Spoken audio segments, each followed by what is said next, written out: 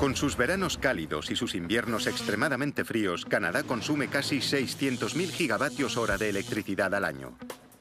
Y el 15% de toda esa energía procede de la división del átomo. La energía nuclear es barata y limpia. El truco está en conseguir que sea segura. Así que, ¿cómo lo hacen?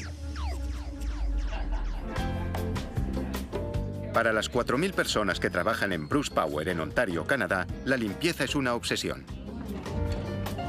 Cada día comienza con un olfateo rápido de las axilas realizado con una nariz electrónica altamente sensible. Limpio, no olvide su bolsa. Pero aquí lo que les preocupa no es el mal olor corporal, sino la radiación. Porque Bruce Power no es el nombre de un superhéroe australiano. Es una de las centrales nucleares más grandes del mundo. Bruce Power, que ocupa más de 9 kilómetros cuadrados, cuenta con 8 reactores nucleares, cada uno de los cuales es capaz de generar más de 750 megavatios de electricidad. En total, suficiente para abastecer a una ciudad de 5 millones de habitantes. Y hoy es un día especial, porque el personal de Bruce Power hará el mantenimiento de 2 de sus reactores nucleares. Y eso significa que por primera vez en casi 30 años nos permitirán entrar para ver elementos que normalmente no se ven.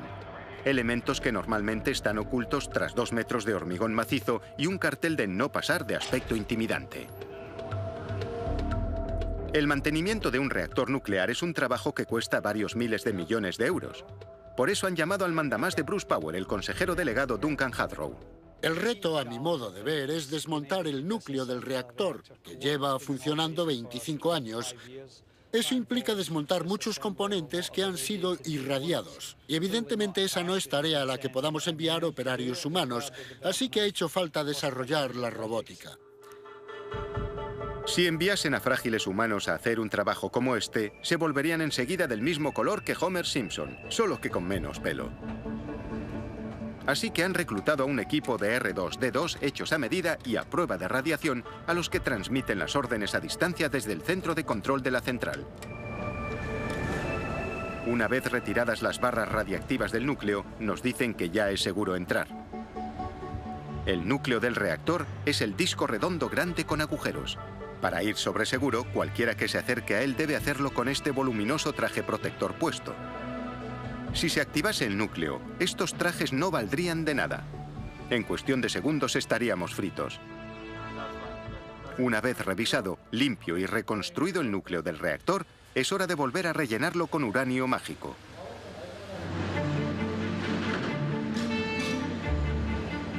El uranio se encuentra en una roca oscura llamada pegblenda. Pero estas rocas contienen menos de un cuarto de un 1% de uranio. Así que hay que triturar, disolver, lixiviar, filtrar y secar mucho antes de conseguir uranio natural suficiente para usarlo como combustible nuclear.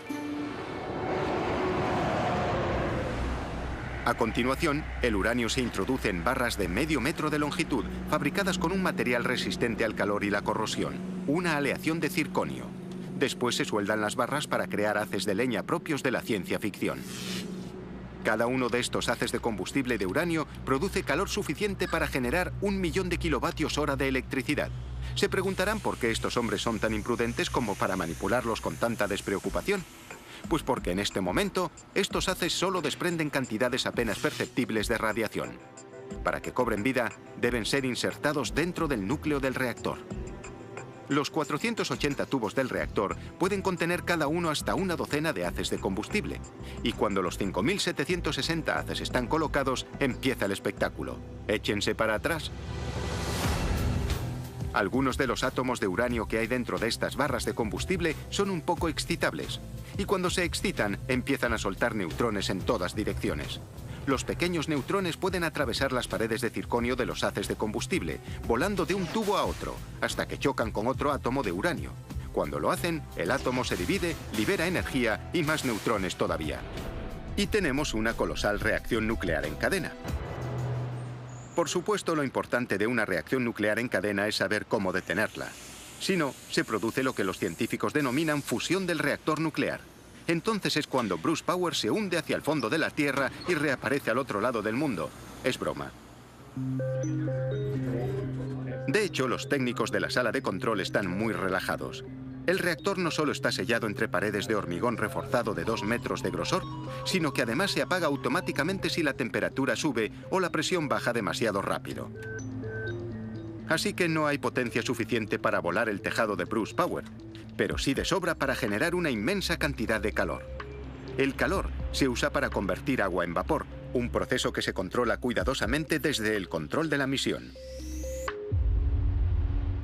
Estas enormes turbinas, colocadas en una sala de turbinas de 400 metros de longitud y 20 pisos de altura, convierten el vapor en electricidad. Como una violenta tormenta de vapor que hiciese girar las aspas de un molino supersónico, la turbina gira a 1800 revoluciones por minuto y hace funcionar a un generador.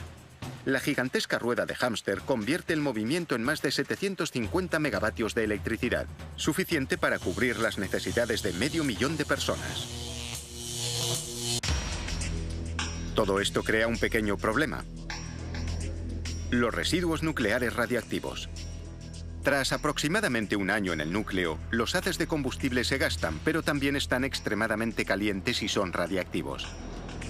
Están tan calientes que las barras deben guardarse en agua durante 10 años antes de poder ser eliminadas con total seguridad, como nos explica el director de Medio Ambiente, Doug Boreham. Las introducimos en estas piscinas para que baje su temperatura y para que se disipe la radiactividad. Hundidos en las profundidades de este depósito de 8 metros de profundidad, hay más de 730.000 haces de combustibles radiactivos. Así que la próxima vez que enciendan la tostadora, piensen por un momento en el encargado de limpiar la piscina.